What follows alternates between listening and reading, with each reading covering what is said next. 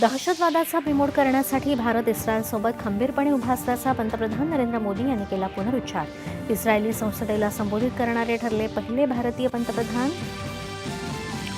पंतप्रधान नरेंद्र मोदी यांना इस्रायली संसदेचा सर्वोच्च सन्मान प्राप्त। इस्रायल आणि पॅलेस्टाईन या दोन्हीचे उच्च सन्मान प्राप्त झालेल्या मोजक्या जागतिक नेत्यांमध्ये मोदींचा समावेश। पंतप्रधान नरेंद्र मोदी दौऱ्याच्या दुसऱ्या दिवशी आज नेतन्याहू यांच्याशी साधणार द्विपक्षीय संवाद। महत्त्वपूर्ण सामंजस्य करारांवर स्वाक्षऱ्या अपेक्षित। राज्यातल्या घर खरेदीदारांची फसवणूक झाल्यानंतर महारेराकडून वसुलीचे आदेश जारी होऊनही ती होत नसल्यामुळे त्यासाठी एक विशेष मोहीम राबवण्याच्या सर्व जिल्हाधिकाऱ्यांना सूचना। मंत्री शंभूराज देसाई।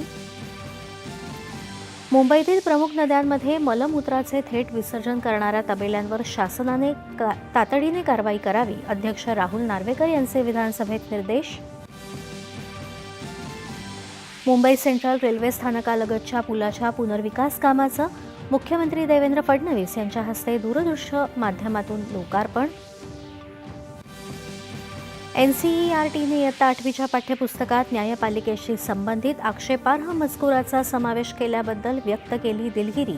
पुस्तकाच्या वितरणावर बंदी घालणार।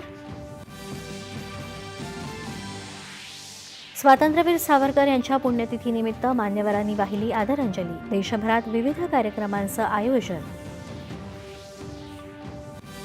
आणि T20 विश्वचषक क्रिकेट स्पर्धेत आज भारत विरुद्ध झिम्बाब्वे। उपांत्य फेरीत पोहोचण्यासाठी भारताला विजय महत्त्वाचा। नमस्कार, एकच्या बातमीपत्रात मी